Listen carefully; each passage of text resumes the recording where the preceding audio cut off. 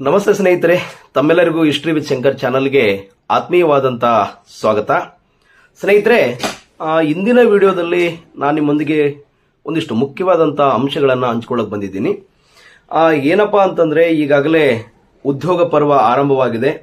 ಕೆಇಯಿಂದ 4,000ಕ್ಕೂ ಹೆಚ್ಚು ಹುದ್ದೆಗಳನ್ನು ಈಗಾಗಲೇ ಕಾಲ್ ಮಾಡಲಾಗಿದೆ. ಮುಖ್ಯವಾಗಿ PC ಎಕ್ಸಾಮ್ ಇರ್ಬೋದು, ಭೂಮಾಪಕರು ಇರ್ಬೋದು, ಹಾಗೆ ಏನಪ್ಪ ಅಂದರೆ ಸ್ಕೂಲ್ಗಳಲ್ಲಿ ಟೀಚರ್ ಪೋಸ್ಟ್ ಇರ್ಬೋದು, ಇನ್ನು ಮುಂದೆ ಬರ್ತಕ್ಕಂಥ HSTR, GPSTR, ಹಾಗೆ ಹಾಸ್ಟೆಲ್ ವಾರ್ಡನ್ನು, ಜೊತೆಗೇನಪ್ಪ ಅಂದರೆ KS, ಮುಖ್ಯವಾಗಿ KS, ಹಾಗೆ ಅಸಿಸ್ಟೆಂಟ್ ಪ್ರೊಫೆಸರು, PU ಲೆಕ್ಚರು, ಹೀಗೆ ಹಲವಾರು ಹುದ್ದೆಗಳ ಒಂದು ದೊಡ್ಡ ಪರ್ವನೇ ಇನ್ನು 1-2 ತಿಂಗಳಲ್ಲಿ ಕರ್ನಾಟಕ ಸರ್ಕಾರದಿಂದ ನಡೀತಾ ಇದೆ. ಅದಕ್ಕೋಸ್ಕರ ಕರ್ನಾಟಕದಾದ್ಯಂತ ಲಕ್ಷಾಂತರ ವಿದ್ಯಾರ್ಥಿಗಳು ಒಂದು ಹೊಸ ನಿರೀಕ್ಷೆಯನ್ನು ಇಟ್ಕೊಂಡು ಹುದ್ದೆಯನ್ನ ಪಡ್ಕೊಳ್ಳೇಬೇಕು ಅನ್ನುವಂಥ ಆಸೆಯೊಂದಿಗೆ ನೀವೆಲ್ಲರೂ ಕೂಡ ತಯಾರಿ ನಡೆಸ್ತಾ ಇದ್ದೀರಿ. ಇಂಥ ಸಂದರ್ಭದಲ್ಲಿ ನಿಮ್ಮಗಳಿಗೆ ಸೋರ್ಸಿನ ಗೊಂದಲ ಆಗೋದು ಸಹಜ. ಅಂದ್ರೆ ಮಾರ್ಕೆಟ್ ಅಲ್ಲಿ ತರಹೇವಾರಿ ಪುಸ್ತಕಗಳು ಬಂದಿದ್ದಾವೆ. ಭಾರತ ಸಂವಿಧಾನ ಇರ್ಬೋದು, ಭಾರತೀಯ ಇತಿಹಾಸ ಇರ್ಬೋದು, ಜಿಯೋಗ್ರಫಿ ಇರ್ಬೋದು, ಕಂಪ್ಯೂಟರ್ ಇರ್ಬೋದು, ಹಾಗೇನಪ್ಪ ಅಂತಂದ್ರೆ ಸೈನ್ಸ್ ಇರ್ಬೋದು, ಹೀಗೆ ಏನು 10 ವಿಷಯಗಳು GK ಪೇಪರ್ಗೆ ಬೇಕಾಗ್ತವೋ ಅದಕ್ಕೆ ನೂರಾರು ಜನ ಲೇಖಕರು ತಮ್ಮದೇ ಆದಂತ ಒಂದು ವಿಚಾರಗಳನ್ನಿಟ್ಟುಕೊಂಡು ಪುಸ್ತಕಗಳನ್ನ ಬರೆದಿದ್ದಾರೆ. ಅದರಲ್ಲಿ ಬೆಸ್ಟ್ ಯಾವುದು, ವರ್ಸ್ಟ್ ಯಾವುದು ಅಂತ ತುಂಬಾ ಕನ್ಫ್ಯೂಸ್ ನಾವಿರ್ತೀವಿ. ಆದರೆ ಪುಸ್ತಕಗಳ ಮೇಲೆ ಯಾವ ವರ್ಸ್ಟ್ ಅಂತ ಇರೋದಿಲ್ಲ. ಒಂದಿಲ್ಲ ಒಂದು ವಿಷಯ, ಒಂದಿಲ್ಲ ಒಂದು ಮಾಹಿತಿ, ಒಂದಿಲ್ಲ ಒಂದು ಸಹಾಯ ಪ್ರತಿಯೊಂದು ಪುಸ್ತಕದಿಂದ ಹಾಗೆ ಆಗ್ತದ. ಆದರೆ ಅದರಲ್ಲಿ ಅತಿ ಹೆಚ್ಚು ಮುಖ್ಯವಾದಂಥ ಪುಸ್ತಕಗಳು ಯಾವುವು, ನಮಗೆ ಬೇಗ ಅರ್ಥವಾಗ್ತಕ್ಕಂಥ ಮತ್ತು ಎಂತಹ ಪ್ರಶ್ನೆ ಬಂದರೂ ಕೂಡ ಅವುಗಳನ್ನ ರೀಚ್ ಮಾಡುವುದಕ್ಕೆ ಬೇಸಿಕ್ ಆಗಿರ್ತಕ್ಕಂಥ ಪುಸ್ತಕಗಳು ಯಾವುವು ಅಂತ ಬಂದಾಗ ಸರ್ಕಾರಿ ಪುಸ್ತಕಗಳೇ ನಮ್ಮ ಮುಖ್ಯವಾಗಿರ್ತವೆ. ಅಂದ್ರೆ 6ನೇ ತರಗತಿಯಿಂದ 12ನೇ ತರಗತಿಯವರೆಗಿನ ಏನು ಪುಸ್ತಕಗಳಿದ್ದಾವೋ ಅದು DSERT ಇರ್ಬೋದು ಅಥವಾ NCERT ಇರ್ಬೋದು, ಈ ಪುಸ್ತಕಗಳನ್ನೇ ನಾವು ಮೂಲ ಆಕಾರಗಳಾಗಿ ಯಾವಾಗಲೂ ಮೊದಲು ಬಳಸಬೇಕಾಗ್ತದ. ಆದ್ರೆ ಕನ್ನಡದಲ್ಲಿರ್ತಕ್ಕಂಥ DSRTC ಪುಸ್ತಕಗಳ ತೊಂದರೆ ನಮಗೇನಿಲ್ಲ. 6ನೇ ಕ್ಲಾಸಿಂದ 12ನೇ ತರಗತಿವರೆಗೆ ಸಮಾಜ ವಿಜ್ಞಾನ ಇರ್ಬೋದು, ವಿಜ್ಞಾನ ಇರ್ಬೋದು, ಗಣಿತ ಇರ್ಬೋದು, ಅಥವಾ ಇಂಗ್ಲಿಷ್ ಇರ್ಬೋದು, ಕನ್ನಡ ಇರ್ಬೋದು, ನಮಗೆ ಎಲ್ಲ ಪುಸ್ತಕಗಳು ಸಿಗ್ತವೆ. ಆದ್ರೆ NCERT ಅಂತ ಬಂದಾಗ ನಮಗೆ ಅಲ್ಲಿ ಸುಮಾರು ಗೊಂದಲಗಳು ಶುರುವಾಗ್ತದೆ. ಯಾಕಂದ್ರೆ ಎಷ್ಟೋ ಸಮಯದಲ್ಲಿ ನಮಗೆ ಇಂಗ್ಲಿಷ್ ಅನ್ನ ಅಷ್ಟೊಂದು ಅರ್ಥ ಮಾಡ್ಕೊಳಕ್ ಸಾಧ್ಯ ಇರೋದಿಲ್ಲ. ನೇರವಾಗಿ ಇಂಗ್ಲಿಷ್ ಅಲ್ಲಿ ಇರ್ತಕ್ಕಂಥ ವಿಷಯವನ್ನ ಗ್ರಹಿಸಕ್ ಆಗೋದಿಲ್ಲ. ಆವಾಗ ಇವೊಂಚೂರು ಕನ್ನಡ ಮಾಧ್ಯಮದಲ್ಲಿ ಇದ್ರೆ ಚೆನ್ನಾಗಿರ್ತಿತ್ತಲ್ವಾ ಅಂತ. ಯಾಕಂದ್ರೆ ಸಮಯ ಕೂಡ ಇಲ್ಲ ನಮಗೆ ಇರೋದೇ. ಈಗ PC ಒಂದು 15-20 ದಿವಸ ಆದ್ರೆ ಬೇರೆ ಬೇರೆ ಎಕ್ಸಾಮ್ಗೆ 1-2 ತಿಂಗಳು 3 ತಿಂಗಳು ಮಾತ್ರ ಸಿಗ್ತದೆ. ಹಾಗಾಗಿ ನಮಗೆ ಈಸಿಯಾಗಿ ಗ್ರಹಿಸಕ್ಕೆ, ನಮಗೆ ಸರಳವಾಗಿ ಅರ್ಥ ಮಾಡ್ಕೊಳ್ಳೋದಕ್ಕೆ 1-2 ಪುಸ್ತಕಗಳು NCERT ಇಂದ ಕನ್ನಡಕ್ಕೆ ಸರಳವಾಗಿ ಸಾರಾಂಶೀಕರಿಸಲಾಗಿದೆ. ಆ 2 ಪುಸ್ತಕಗಳನ್ನ ನೀವು ಓದುವ ಪ್ರಯತ್ನ ಮಾಡಿದ್ರೆ ಖಂಡಿತವಾಗ್ಲೂ ಕೂಡ ನಿಮಗೆ NCERT ನ ನೇರವಾಗಿ ಓದಿದಂತ ಅನುಭವವೇ ಆಗ್ತದೆ. ಅವು ಪುಸ್ತಕ ಬೇರೆ ಯಾವುವು ಅಲ್ಲ. ಇಲ್ಲಿದೆ ನೋಡಿ, ರವಿ ಬಿರಾದಾರ್ ಅನ್ನುವಂತ ಒಬ್ಬ ಮೇಷ್ಟ್ರು ಬರೆದಂತ ಪುಸ್ತಕ. ಇದು NCERT ಇಂದ ಭಾಷಾಂತರಗೊಂಡಿರುವಂತಹ ಪುಸ್ತಕ.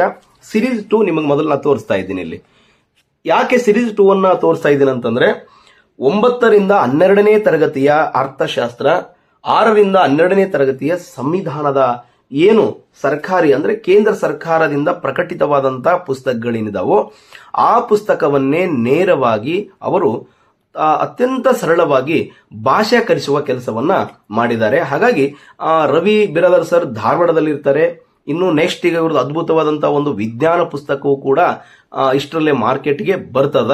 ಹಾಗಾಗಿ ದಯವಿಟ್ಟು ನೀವು ಈ ಪುಸ್ತಕವನ್ನ ನೀವು ತೆಗೆದುಕೊಂಡ್ರೆ ಖಂಡಿತವಾಗ್ಲೂ ಕೂಡ ನಿಮಗೆ NCERT ಪುಸ್ತಕವನ್ನ ನೇರವಾಗಿ ಓದಿದಂತ ಒಂದು ಫೀಲೇ ಬರ್ತದ. ಇದರಲ್ಲಿ ಮುಖ್ಯವಾಗಿ ಏನಪ್ಪಾ ಅಂತಂದ್ರೆ 9ರಿಂದ 12ನೇ ತರಗತಿವರೆಗಿನ ಏನು ಎಕನಾಮಿಕ್ಸ್ ಅಂತ ಕರಿತೀವಿ, ಆ ಎಕನಾಮಿಕ್ಸ್ ಅನ್ನು ಅತ್ಯಂತ ಸರಳವಾಗಿ ಮತ್ತು ಅತ್ಯಂತ ಆಳವಾಗಿ, ಅದು ದಯವಿಟ್ಟು ನಿಮ್ಗೆ ನೆನಪಿರಲಿ. ಯಾಕಂದ್ರೆ ಸ್ವತಃ ನಾ ಈ ಪುಸ್ತಕ ಓದಿದ್ದೀನಿ, ಅದಕ್ಕೆ ನಿಮ್ಗೆ ಹೇಳ್ತಾ ಇರೋದು. ಅತ್ಯಂತ ಆಳವಾಗಿ, ಅತ್ಯಂತ ಸರಳವಾಗಿ ಬರೆದಿದ್ದಾರೆ. ಹಾಗೆ ಭಾರತ ಸಂವಿಧಾನದ ಕೂಡ, ಯಾಕಂದ್ರೆ ಮಾರ್ಕೆಟ್ ಅಲ್ಲಿ ಸುಮಾರು ಪುಸ್ತಕಗಳು, ದಪ್ಪ ಪುಸ್ತಕಗಳು ಬಂದಿದ್ದಾವೆ. ಆದ್ರೆ ಕೊನೆಯದಾಗಿ ನಾವು ನೋಡೋದು ಯಾವ್ದಪ್ಪ ಅಂದ್ರೆ ಗೌರ್ಮೆಂಟ್ ಪುಸ್ತಕಗಳು. ಹಾಗಾಗಿ ಅತ್ಯಂತ ಸರಳವಾಗಿ ಭಾರತ ಸಂವಿಧಾನದ ಕುರಿತಾದಂತ ವಿಶ್ಲೇಷಣೆಯನ್ನ ಈ ಪುಸ್ತಕದಲ್ಲಿ ಮಾಡಿದ್ದಾರೆ. ಅಂದ್ರೆ ಸುಮಾರು ವರ್ಷಗಳವರ ಅಧ್ಯಯನದ ಫಲವಾಗಿ ಈ ಒಂದು ಪುಸ್ತಕ ಇವತ್ತು ಮಾರ್ಕೆಟ್ ಅಲ್ಲಿ ಸಾವಿರಾರು ಪ್ರತಿಗಳು ಮಾರಾಟವಾಗಿವೆ. ಹಾಗಾಗಿ ನಾನು ನಿಮಗೆ ಸಜೆಸ್ಟ್ ಮಾಡುವಂತ ಒಂದು ಉತ್ತಮವಾದಂತ ಅರ್ಥಶಾಸ್ತ್ರ ಮತ್ತು ಭಾರತ ಸಂವಿಧಾನ ಅಂದ್ರೆ ಸರ್ಕಾರಿ ಪುಸ್ತಕದ ಅಡಿಯಲ್ಲಿ ತಯಾರಾದಂತಹ ಪುಸ್ತಕಗಳು ಅಂದ್ರೆ ಅದು NCERT ಆಗಿರ್ತದೆ. ಅದು ಕನ್ನಡದಲ್ಲಿ ನಿಮಗೆ ಅತ್ಯಂತ ಸರಳವಾಗಿ ಈ ಒಂದು ಪುಸ್ತಕ ಸಿಗ್ತದೆ. ದಯವಿಟ್ಟು ಇದನ್ನ ನೀವು ಓದಿ. ಇದರಲ್ಲಿರ್ತಕ್ಕಂಥ ಅದ್ಭುತವಾದ ಕಂಟೆಂಟ್ ಗಳನ್ನ ನೋಡೋದಾದ್ರೆ ನೋಡಿ, ಭಾರತ ಸಂವಿಧಾನಕ್ಕೆ ಸಂಬಂಧಿಸಿದಾಗೆ ಒಂದಿಷ್ಟು ಕಂಟೆಂಟ್ ಅನ್ನ ನಿಮ್ಗೆ ಹೇಳ್ತೀನಿ ನಾನು. ಸಂವಿಧಾನದ ಅವಶ್ಯಕತೆ ಮತ್ತು ಐತಿಹಾಸಿಕ ಹಿನ್ನೆಲೆ ಕಂಪ್ಲೀಟ್ ಆಗಿ ಬಹಳ ಸರಳವಾಗಿ ಬರ್ಕೊಂಡು ಹೋಗ್ತಾರೆ. ಸಂವಿಧಾನ ರಚನೆ ಹೇಗಾಯಿತು, ಭಾರತ ಸಂವಿಧಾನದ ಪ್ರಮುಖ ಲಕ್ಷಣಗಳು, ಭಾರತ ಸಂವಿಧಾನದ ತಿದ್ದುಪಡಿ ಮತ್ತು ಮೂಲಭೂತ ಸಂರಚನೆ, ಪ್ರಸ್ತಾವನೆ, ಒಕ್ಕೂಟ ಮತ್ತು ಅದರ ಭೂಪ್ರದೇಶ, ಹೀಗೆ ಒಟ್ಟಾರೆಯಾಗಿ ಸಂವಿಧಾನದ ರಚನೆಯಿಂದ ಹಿಡಿದು ಇವತ್ತಿನ ಅಪ್ಡೇಟ್ ವರೆಗೆ ಏನಿದೆಯೋ ಅದನ್ನ ಈ ಪುಸ್ತಕದಲ್ಲಿ ಅವರು ರಚನೆ ಮಾಡಿದ್ದಾರೆ. ಮತ್ತೆ ಹೇಳ್ತಾ ಇದ್ದೀನಿ, 10 ಪುಸ್ತಕವನ್ನ ಸೇರಿಸಿ ಒಂದು ಪುಸ್ತಕನ ಕಾಪಿ ಪೇಸ್ಟ್ ಮಾಡಿದ್ದಲ್ಲ ಇದು ನೇರವಾಗಿ ಸೆಂಟ್ರಲ್ ಗೌರ್ಮೆಂಟಿನ NCERT ಪುಸ್ತಕಗಳನ್ನ ಕನ್ನಡಕ್ಕೆ ಭಾಷಾಂತರ ಮಾಡಿದ್ದು ಅಂತ ಕೂಡ ನೀವು ಇಲ್ಲಿ ಗಮನದಲ್ಲಿರಲಿ. ಹಾಗೆ ಅರ್ಥಶಾಸ್ತ್ರಕ್ಕೆ ಸಂಬಂಧಿಸಿದ ಹಾಗೆ ಅರ್ಥಶಾಸ್ತ್ರದ ಉಗಮ, ಅದರಲ್ಲಿ ಸೂಕ್ಷ್ಮ ಅರ್ಥಶಾಸ್ತ್ರ, ಸಮಗ್ರ ಅರ್ಥಶಾಸ್ತ್ರ, ಹಾಗೆ GDP ಮತ್ತು ಸಾಮಾಜಿಕ ಕಲ್ಯಾಣ ಸೂಚ್ಯಂಕಗಳು, ಅರ್ಥವ್ಯವಸ್ಥೆಯ ವಲಯ, ಹಣ ಮತ್ತು ಬ್ಯಾಂಕು, ಹಣದ ಪೂರೈಕೆ, ಹಣಕಾಸು ನೀತಿ, ಭಾರತೀಯ ರಿಸರ್ವ್ ಬ್ಯಾಂಕ್, ಭಾರತದಲ್ಲಿ ಬ್ಯಾಂಕಿಂಗ್ ವ್ಯವಸ್ಥೆ, ಪಕ್ಕ ಪ್ರಶ್ನೆ ಬರತಕ್ಕಂಥ ಕಂಟೆಂಟು, ಸರ್ಕಾರಿ ಮುಂಗಡ ಪತ್ರ ಮತ್ತು ಆರ್ಥಿಕ ವ್ಯವಸ್ಥೆ, ನಿಮಗೆ ಗೊತ್ತಿದೆ ಮುಂಗಡ ಪತ್ರದ ಬಗ್ಗೆ ಕಂಪಲ್ಸರಿ ಒಂದು ಪ್ರಶ್ನೆ ಇರ್ತದ. ತೆರಿಗೆ ಬಗ್ಗೆ, ಓಕೆ, ನೇರ ತೆರಿಗೆ ಅಥವಾ ಪರೋಕ್ಷ ತೆರಿಗೆ ಅಂತ ಏನು ಕರಿತೀವಿ ಅದರ ಬಗ್ಗೆ, ಸರಕು ಮತ್ತು ಸೇವಾ ತೆರಿಗೆ ನಿಮಗೆಲ್ಲ ಗೊತ್ತಿದೆ, GST ಬಗ್ಗೆ, ಹಾಗೆ ಮುಕ್ತ ಆರ್ಥಿಕ ನೀತಿ, ಹಣದುಬ್ಬರ, ಮುಖ್ಯವಾಗಿ ಸ್ವಾತಂತ್ರ್ಯ ಸಮಯದ ನಂತರದ ಭಾರತೀಯ ಆರ್ಥಿಕ ನೀತಿ ಅಂದ್ರೆ ಭಾರತದಲ್ಲಿ LPG ಬಂದ ನಂತರ ಅಂದ್ರೆ 1991ರ ಆರ್ಥಿಕ ನೀತಿಗಳು ಏನಾಗಿದ್ವು, LPG ಬಂದ ನಂತರ ಯಾವ ರೀತಿಯ ಸುಧಾರಣೆಯನ್ನ ಮಾಡಲಾಯಿತು, 1991ರ ನಂತರ ಪಂಚವಾರ್ಷಿಕ ಯೋಜನೆಗಳನ್ನ ಯಾವ ರೀತಿ ಇಂಪ್ಲಿಮೆಂಟ್ ಮಾಡಲಾಯಿತು, ಇತ್ತೀಚೆಗೆ ಬಂದಂತ ನೀತಿ ಆಯೋಗ, ಗ್ರಾಮೀಣ ಅಭಿವೃದ್ಧಿ, ಕೃಷಿ, ಅಂತಾರಾಷ್ಟ್ರೀಯ ಆರ್ಥಿಕ ಸಂಘಟನೆಗಳು, ಸುಂಕಗಳು ಮತ್ತು ವ್ಯಾಪಾರದ ಮೇಲಿನ ಸಾಮಾನ್ಯ ಒಪ್ಪಂದ, ಹೀಗೆ 16 ವಿಷಯಗಳನ್ನ ಮತ್ತು ನೇರವಾಗಿ IASC ಕೂಡ ಬೇಸಿಕ್ ಆಗಿರುವಂತಹ ಪುಸ್ತಕ ಇದು. ಈ ಪುಸ್ತಕವನ್ನ ನೀವು ಓದಿದ್ರೆ ಖಂಡಿತವಾಗ್ಲೂ ಕೂಡ ನಿಮಗೆ ಎಲ್ಲಾ ಪರೀಕ್ಷೆಗೆ ಅತ್ಯಂತ ಉಪಯುಕ್ತವಾಗುವಂತಹ ಒಂದು ಪುಸ್ತಕ ಅಂತ ಕೂಡ ನಾವಿಲ್ಲಿ ಗಮನಿಸಬಹುದು. ಅಷ್ಟು ಒಂದು ಡೆಪ್ತ್ ಆದ ನಾಲೆಜ್ ಇರತಕ್ಕಂತ ಕಂಟೆಂಟ್ ಉಳ್ಳಂತ ಒಂದು NCERT ಇಂದ ಭಾಷಾಂತರಗೊಂಡಂತ ಒಂದು ಪುಸ್ತಕ. ಹಾಗೆ ಇವ್ರದ್ದು ಇನ್ನೊಂದು ಕೂಡ ಪುಸ್ತಕ ಇದೆ, ಈಗಾಗಲೇ ನೀವೆಲ್ಲ ನೋಡಿರ್ತೀರಿ. ಇದು HOL ಸಿರೀಸ್ 1 ಇದು. ಇದು 6ರಿಂದ 10ನೇ ತರಗತಿವರೆಗಿನ NCERT ಪುಸ್ತಕವನ್ನು ಇಟ್ಕೊಂಡು ಭೂಗೋಳಶಾಸ್ತ್ರ ಮತ್ತು ಇತಿಹಾಸ ಅಂತ. ಇಲ್ಲಿ ಅವರು PUC ಫಸ್ಟ್ ಸೆಕೆಂಡ್ ತಗೊಂಡಿಲ್ಲ, ಈಗ ನೆಕ್ಸ್ಟ್ ಮಾಡ್ತಾ ಇದ್ದಾರೆ. ಅವರು 6ನೇ ತರಗತಿಯಿಂದ 10ನೇ ತರಗತಿವರೆಗಿನ NCERT ಬುಕ್ ಏನಿದಾವೋ ಅದರಲ್ಲಿರ್ತಕ್ಕಂಥ ಭೂಗೋಳಶಾಸ್ತ್ರ, 6ರಿಂದ 10ರವರೆಗಿನ ಇತಿಹಾಸ ಪುಸ್ತಕಗಳನ್ನು ಇಟ್ಕೊಂಡು ಈ ಒಂದು ಪುಸ್ತಕವನ್ನು ಕೂಡ ಮಾಡಿದ್ದಾರೆ. ಬಹಳ ಒಂದು ಆಳವಾದ ನಾಲೆಜ್ ಇರತಕ್ಕಂತ ಒಂದು ಪುಸ್ತಕ, ನೋಡೋದಕ್ಕೆ ಬಹಳ ಚಿಕ್ಕದಾಗಿದೆ, ಬೇಗ ಓದಿ ಮುಗಿಸಬಹುದು ಮತ್ತು ನೇರವಾದಂತಹ ವಿಷಯಗಳನ್ನ ನೀವಿಲ್ಲಿ ನೋಡಬಹುದು. ಬಹಳ ಸರಳವಾಗಿ ಅಂದ್ರೆ ಬಹಳ ಸರಳವಾಗಿ ಈ ಒಂದು ಪುಸ್ತಕವನ್ನು ಅವರು ಭಾಷಾಂತರ ಮಾಡುವಂತ ಕೆಲಸವನ್ನ ಮಾಡಿದ್ದಾರೆ.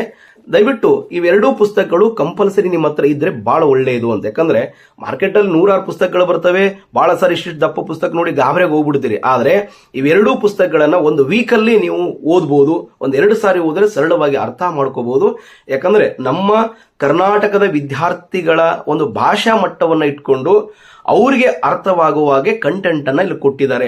ನೀವು ಒಂದ್ಸಾರಿ ಇವನ್ನ ಓದ್ಕೊಂಡು ಹೋದ್ರೆ ನಾಳೆ ಪರೀಕ್ಷೆಯಲ್ಲಿ ಒಂದು ಲೈನ್ ಬಂದರೂ ಕೂಡ ನಿಮಗೆ ಖಂಡಿತವಾಗ್ಲೂ ಈ ಪುಸ್ತಕದಲ್ಲಿ ಇರತಕ್ಕಂತ ವಿಷಯ ನೆನಪು ಆಗ್ತದ ಮತ್ತು ಸರಳವಾಗಿ ನೀವು ಪ್ರಶ್ನೆಗೆ ಉತ್ತರವನ್ನ ನೀಡಬಹುದು. ಹಾಗಾಗಿ ಇವೆರಡೂ ಪುಸ್ತಕಗಳನ್ನ ನೀವು ಕೊಂಡ್ಕೊಂಡ್ರೆ ಬಹಳ ಉತ್ತಮ ಮತ್ತು ಮಾರ್ಕೆಟ್ ಅಲ್ಲೂ ಕೂಡ ತುಂಬಾ ಚೆನ್ನಾಗಿ ಮಾರಾಟವಾಗ್ತಿರ್ತಕ್ಕಂಥ NCERT ಭಾಷಾಂತರಗೊಂಡಂತ ನನಗನ್ಸಿದ ಮಟ್ಟಿಗೆ ಕರ್ನಾಟಕದಲ್ಲಿ ಮೊದಲ ಪುಸ್ತಕಗಳಂದ್ರೂ ಕೂಡ ತಪ್ಪಾಗ್ಲಿಕ್ಕಿಲ್ಲ ಅಂತ. ಯಾಕಂದ್ರೆ ನಾನು ನೋಡಿದಂಗೆ ತಮಿಳುನಾಡು ಭಾಷಾಂತರ ಸಿಕ್ಕಿದವು, ನಾವು ಬಹಳ ಕಡೆ ಕೇಳಿದ್ದೀನಿ. NCERT ಭಾಷಾಂತರ ಅಂದ್ರೆ ಕೇಳಲೇಬೇಡಿ ಅಂತ ಹೇಳ್ತಾರೆ. ಆದ್ರೆ ರವಿ ಬಿರಾದರ್ ಸರ್ ಅವರು ಇವೆರಡೂ ಪುಸ್ತಕಗಳನ್ನ ಮಾಡಿದ್ದಾರೆ. ನೈದಿಲೆ ಅನ್ನುವಂತ ಪ್ರಕಾಶನದಲ್ಲಿ ನಿಮಗೆ ಧಾರವಾಡದಲ್ಲಿ ಮುಖ್ಯವಾಗಿ ಸಿಗೋದ್ರ ಜೊತೆಗೆ ಕರ್ನಾಟಕದ ಎಲ್ಲಾ ಬುಕ್ ಸ್ಟಾಲ್ಗಳಲ್ಲೂ ಕೂಡ ಇವೆರಡೂ ಪುಸ್ತಕಗಳು ನಿಮಗೆ ಸಿಗ್ತವೆ. ದಯವಿಟ್ಟು ಕೊಂಡ್ಕೊಂಡು ಓದಿ ಸಕ್ಸಸ್ ಅನ್ನ ಪಡ್ಕೊಳ್ಳಿ ಅಂತ ಹೇಳ್ತಾ ತಮ್ಮೆಲ್ಲರಿಗೂ ಧನ್ಯವಾದಗಳು ಮತ್ತು ಆಲ್ ದ ಬೆಸ್ಟ್.